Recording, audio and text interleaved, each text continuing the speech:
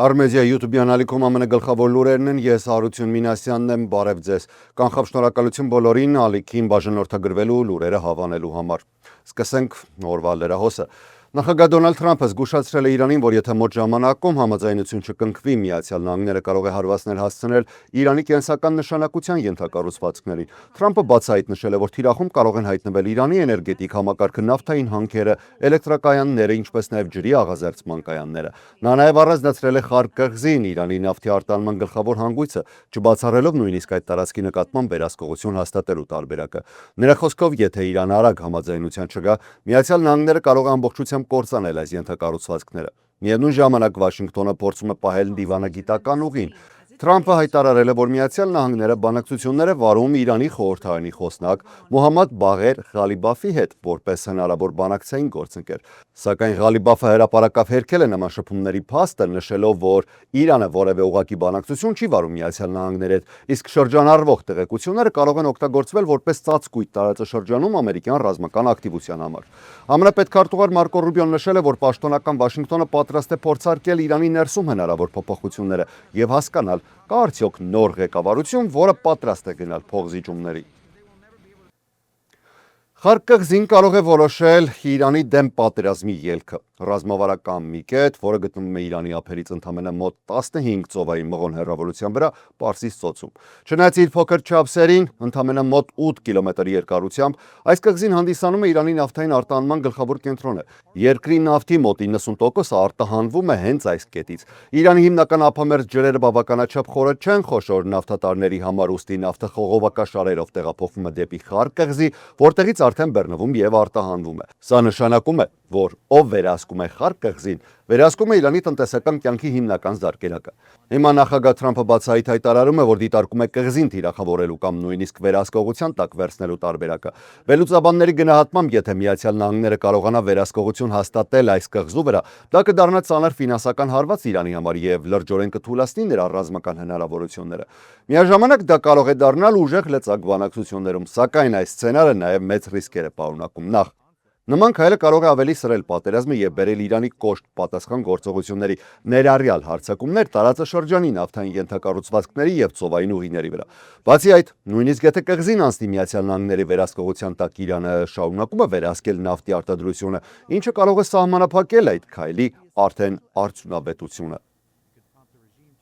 Այսօր կայացել է Սպիտակ տան մամուլի քարտուղար Քիրալայն Լևիտի ասուլիսը։ Նշվել է, որ Operation Epic Fury-ն շարունակվում է ըստ ծրագրի եւ արդեն տվել է զգալի արդյունքներ։ Սպիտակ տան ներկայացուցչի խոսքով, մեկ ամսվա ընթացքում ամերիկյան եւ իսրայելական ուժերը էականորեն թուլացրել են Իրանի ռազմական կարողությունները։ Լևիթը հայտարարել է նաեւ, որ զգալի վնաս է հասցվել Իրանի ռազմածովային ուժերին։ Ըստ պաշտոնական տվյալների ոչնչացվել է ավելի քան 150 նավ, այդ թվում խոշոր նավատորմի շուրջ 92%, ինչի արդյունքում Իրանը կորցրել է տարածաշրջանային ջրային տարածքներում ռազմական ներկայություն պահպանելու հնարավորությունը։ Միևնույն ժամանակ շարունակվում են հարվածները Իրանի ռազմական արդյունաբերական ենթակառուցվածքների դեմ։ Արդեն վնասվել կամ ոչնչացվել է հրթիռների, դրոնների եւ ռազմածովային արտադրության շուրջ 70%։ Վաշինգտոնում նաեւ հայտարարում են, որ Միացյալ Նահանգների եւ Իսրայելի համատեղ ուժերը վերահսկում են օդային տարածքը, ապահովելով լիարժեք օդային գերակայություն Իրանի նկատմամբ։ Սակայն ռազմական ճնշման հետ զուգահեռ Միացյալ Նահանգները շարունակում է պահել նաեւ դիվանագիտական ուղին։ Լևիտի խոսքով բանակցությունները Իրանի հետ շարունակվում են եւ փակ քննարկումներում իրանական կողմը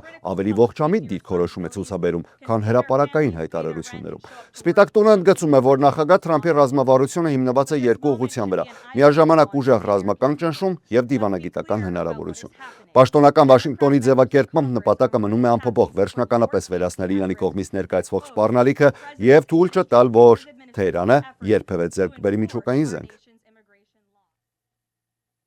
Պաշտոնական Իրանը հայտարարել է, որ պատրաստ է պատասխանել ցանկացած ցամաքային հարձակման, միաժամանակ մեղադրելով Միացյալ Նահանգներին նման գործողության նախապատրաստման մեջ։ Իրանի խորհրդանի խոսնակ Մոհամմադ Բաղեր Ղալիբաֆը ուղերձով դիմել է ժողովրդին, նշելով, որ եթե Միացյալ Նահանգները փորձում է ստիպել Իրանին կապիտուլյացիա, ապա պատասխանը կլինի միանշանակ՝ Իրանը երբեք չի ընդունում նվաստացում։ Միացյալ Նահանգները հազարավոր ծովային հետևակայիններ արդեն ուղարկել է Մերձավոր Արևելք։ Ամերիկյան լրատվամիջոցների տվյալներով Պենտագոնը պատրաստվում է հնարավոր երկարատև ցամաքային գործողություններ Իրանում, սակայն դեռևս պարզ չէ, արդյոք նախագահ Դոնալդ Թրամփը վերջնականապես կհաստատի նման քայլը, թե ոչ։ Միևնույն ժամանակ Պակիստանում շարունակվում են բանակցությունները նպատակ ունենալով դադարեցնել հակամարտությունը, որը արդեն հազարավոր զոհերի պատճառ է դարձել եւ լուրջ հարված հասցրել համաշխարհային էներգետիկ շուկաներին։ Լարվածությունը աճել է նաեւ այն բանից հետո, երբ Իրանի հետ կապվող Հութի ապստամբները Եմենից առաջին անգամ հարվածներ են հասցրել Իսրայելին։ Վերլուծաբանների գնահատմամբ սա կարող է նոր վտանգ ստեղծել համաշխարհային առևտրի համար, հատկապես Բաբ-էլ-Մանդեբ նեղուցում, որը կարևոր ուղի է դեպի Սուեզի ջրանցք։ Իրանն էլ իր հերթին շարունակում է հարվածները Իսրայելի եւ Պարսից ծոցի մի շարք երկրների ուղղությամբ, իսկ Իսրայելը շարունակում է լայնածավալ օդային հարձակումները Իրանի եւ Լիբանանի տարածքում։ Լիբանանի թեմային անդրադառնանք, Իսրայելի վարչապետ Բենյամին Նեթանյահուն հայտարարել է, որ հրահանգել են ռազմական գործողությունները Լիբանանի հարավում, պատճառաբանելով Հեզբոլայի կողմից շարունակվող հրթիռակոծությունները։ Նրա խոսքով նպատակն է ընդլայնել արդեն գոյություն ունեցող անվտանգության գոտին կանխելու հնարավոր ներխուժման սպառնալիքը եւ հեռացնելու հակատանկային հրթիռների վտանգը Իսրայելի սահմաններից։ Հիշեցնեմ, որ Իրանի աջակցությունը վայելող Հեզբոլահը սկսել է հրթիռակոծել Իսրայելային բանից հետո, երբ Միացյալ Նահանգներն ու Իսրայելը հարվածեցին Իրանի տարածքին։ Տարբեր աղբյուրների համաձայն հակամարտության ընթացքում արդեն ավելի քան 400 Հեզբոլա մարտիկ է զոհվել։ Լիբանանի առողջապահության նախարարության տվյալներով իսրայելական հարվածների եւ ցամաքային գործողությունների հետևանքով զոհվել ավելի քան 1200 մարդ, այդ թվում երեխաներ, կանայք, բուժաշխատողներ։ Այս ֆոնին իրավիճակը կտրուկ սրվել է նաեւ միջազգային մակարդակում։ Միավորված ազգերի կազմակերպությունը հայտնել է, որ վերջին 24 ժամում հարավային Լիբանանում զոհվել է 3 խաղաղապահ։ Նրանց մեքենան պայթեցվել է անհայտ ծագման հարվածից հետո։ ՄԱԿ-ը կտրուկ դատապարտել է միջադեպը, ընդգծել է, որ խաղաղապահները երբեք չպետք է դառնան թիրախ։ Միաժամանակ հաղորդվում է, որ իսրայելական հարվածների հետևանքով սպանվել են նաև 3 լիբանանցի լրագրող, որոնք գտնվել են մեդիայի մեքենայի մեջ։ Այս փաստը նոր ալիք է բարձրացրել միջազգային հանրության շրջանում կապված լրագրողների անվտանգության եւ պատերազմի կանոնների խախտման հետ։ Միավորված ազգերի կազմակերպության անվտանգության խորհուրդը վաղ արտակարգ նիստ է գումարելու։ Նիստը նախաձեռնվել է Ֆրանսիայի դիմումով ՄԱԿ-ի 3 խաղաղապահների զոհվելուց հետո։ Խաղաղապահ գործողությունների գծով ՄԱԿ-ի գլխավոր քարտուղարի տեղակալ Ժան-Պիեր Լակրուան հայտարարել է, որ զոհված 3 խաղաղապահներն էլ Ինդոնեզիայի բանակի զինծառայողներ էին։ Պատերազմի հետևանքով միլիոնավոր մարդիկ հարկադրված լքել են իրենց տները թե Իրանում, թե Լիբանանում։ Տեղահանվածները հաճախ հայտնվում են առանց հստակ ապաստանի, սննդի, բժշկական օգնության, խորացնելով արդեն իսկ առկա հումանիտար ճգնաժամը։ Նավթի գներն են շարունակում աճել, իսկ Brent տեսակի նավթը շարժվում է ամսական ռեկորդային աճի ուղղությամբ։ Այս աճը կապվում է այն զարգացումների հետ, երբ Եմենում գործող Հութի ուժերը հարձակումներ իրականացրեցին Իսրայելի դեմ, ավելի ընդարձակելով Միացյալ Նահանգների, Իսրայելի եւ Իրանի միջև ընթացող հակամարտությունը Մերձավոր Արևելքում։ Brent նավթի գինը վաղ առևտրի ընթացքում աճել է մոտ 3.5%-ով, հասնելով 1 բարելի համար շուրջ $116։ Նախորդ օրն էլ այն արդեն գրանցել էր ավելի քան 4% աճ։ Ընդհանուր նավթի գինն այս ամսվա ընթացքում աճել է մոտ 59%-ով, դառնալով ամենամեծ ամսական աճերից մեկը, նույնիսկ գերազանցելով 1990 թվականի Պարսից ծոցի պատերազմի ժամանակ գրանցված ցուցանիշները։ Հակամարտության հետևանքով փաստացի փակվել է Հորմուզի նեղուցը, որը համարվում է համաշխարհային նավթի եւ գազի մատակարարումների կարևորագույն ուղիներից մեկը։ Սաուդյան Արաբիան ստիպված է վերաուղղել իր նավթի արտանումը դեպի Կարմիր ծովի Յամբու նավահանգիստ, որտեղ արտանման ծավալները հասել են օրական ավելի քան 4.5 միլիոն բարելի։ Եթե այս ուղղությունը եւս խափանվի, Սաուդյան նավթը կարող է տեղափոխվել Եգիպտոսի Սուեզ միջերկրական նավթամուղով, ապահովելու մատակարարումները համաշխարհային շուկաներին։ Պատերազմական թեմաներից զատ Թեքսասում ողբերգական միջադեպ է տեղի ունեցել դպրոցում իրավապահների տվյալներով 15-ամյա Աշխակերտը կրակ է բացել իր ուսուցչուհու ուղղությամբ, այնուհետև ինքնասպանություն գործել, մահանալով տեղում։ Վիրավոր ուսուցչուհին տեղափոխվել է Սան Անտոնիոյի հիվանդանոց, սակայն նրա առողջական վիճակի վերաբերյալ պաշտոնական վերջին տվյալներ դեռևս չեն հրապարակվել։ Իշխանությունները հայտնել են, որ այլ տուժածներ չկան։ Դեպքից հետո աշակերտներին տեղափոխել են մոտակա դպրոց։ Դեպքը հերթական անգամ բարձրացնում է դպրոցներում անվտանգության եւ զենքի հասանելիության հարցերը Միացյալ Նահանգներում։ Քննությունը շարունակվում է եւ իրավապահները փորձում են պարզել միջադեպի բոլոր հանգամանքները։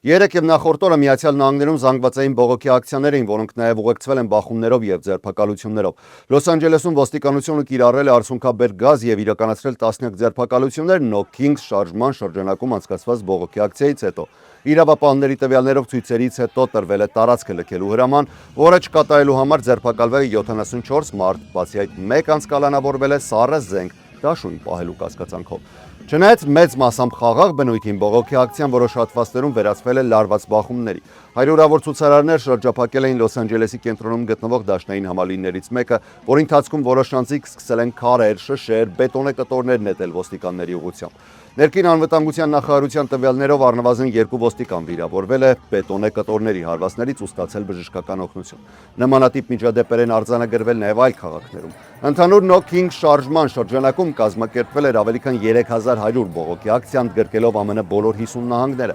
Նյու Յորքում ցույցերին մասնակցել է նաև հայտնի դերասան Ռոբերտ Դե Նիրոն, որը ոչ մեկ անգամ է բարձրաձայնել հակակրանքը նախագահ Դոնալդ Թրամփին։ Միացյալ Նահանգներում ներքին անվտանգության նախարարության DHS-ի ֆինանսավորման ճգնաժամը դարձել է երկրի պատմության ամենաերկրատևը, հասնելով արդեն 45-րդ օրվան։ Վաշինգտոնում քաղաքական փակուղին շարունակվում է, այնից հետո, երբ ներկայացուցիչների պալատի հանրապետականները մերժեցին Սենատի կողմից ընդունված փոխզիջումային տարբերակը։ Արդյունքում նախարարությունը շարունակում է մնալ առանց ամբողջական ֆինանսավորման։ Միաժամանակ նախագահ Դոնալդ Թրամփը որոշում էր կայացրել ապահովել տրանսպորտային անվտանգության վարչության TSA աշխատակիցների մասնակի վճարումները։ Վճարումները արդեն սկսվել են, փոխանցվում են աշխատակիցների հաշվեհամարներին եւ կշարունակվեն առաջիկա օրերին, սակայն իրավիճակը օդանավակայաններում շարունակում է մնալ լարված։ Վերջին շաբաթների ընթացքում ավելի քան 500 TSA աշխատակիցներ հեռացել են աշխատանքից, իսկ անվտանգության ստուգումների հերթերը հասել են ժամերի, առաջացնելով լուրջ խնդիրներ ամբողջ երկրում։ Ճգնաժամի հիմնական պատճառը քաղաքական հակասություններն են ներգաղթի քաղաքականության շուրջ։ Դեմոկրատները պահանջում են բարեփոխումներ ներգաղթի կառույցներում, մասնավորապես այս ծառայությունում, մինչդեռ հանրապետականները փորձում են ապահովել ամբողջ նախարարության ֆինանսավորումը առանց այդ փոփոխությունների։ Սենատը նախապես փորձել էր ընդունել լուծում, որը ժամանակավորապես ֆինանսավորում էր նախարարության մեծ մասը, բացառելով այս ֆինանսավորումը, սակայն այդ տարբերակը կտրուկ քննադատության արժանացավ հանրապետականների կողմից։ Ներկայացուցիչների պալատը փոխարեն ընդունեց 60-օրյա ժամանակավոր ֆինանսավորման նախագիծ, բայց առանց երկկողմ համաձայնության այդ քայլը չի կարող լուծել ճգնաժամը։ Այս պահին թե Սենատը, թե Ներկայացուցիչների պալատը գտնվում են արձակուրդում եւ չեն վերադառնա Վաշինգտոն մինչեւ ապրիլի կեսերը, ինչը նշանակում է, որ փակուղին շարունակվում է։ Միաժամանակ աճում են կոչերը ընդհատել արձակուրդը եւ վերադառնալ աշխատանքի։ Հանրապետական սենատոր Մայք Լին կոչ է արել անհապաղ գումարել կոնգրեսի նիստը, նշելով, որ բանակցությունների ձգձգումը միայն խորացնում է ճգնաժամը։ Բորդեր ծառ Թոմ Հոմանը եւս քննադատել է իրավիճակը, ընդգծելով, որ հազարավոր DHS աշխատակիցներ մնում են առանց աշխատավարձի, մինչդեռ օրենսդիրները գնում են արձակուրդ։ Նա նշել է, որ այսի գործակալները ժամանակավորապես ներգրավվել են օդանավակայաններում աջակցելու TSA աշխատակիցներին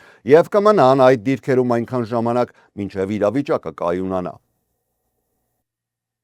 Այսպիսին էր մարտի 30-ի լրահոսը, ես Հարություն Մինասյանն եմ, շնորհակալ եմ ուշադրության համար, ամենակարևորը խաղաղ եւ առողջ եղեք, ցտեսություն։